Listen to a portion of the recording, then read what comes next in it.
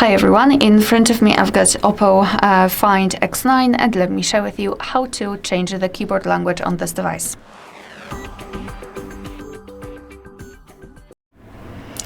So let's start with opening the app which will provide you with the keyboard. So for example, messages, notes, browser, whatever, just have the keyboard on the screen. Then let's tap on the settings icon in the upper panel, tap on languages, tap on add keyboard. And here we've got the full list. So you can either scroll and find it or search for the language by entering the name of it and tap on it after finding. Now you can choose the keyboard layout, so tap on done. Here we've got two languages added. Before I'll show you how to remove the previous one, I'd like to show you how to use the keyboard with two or more languages added.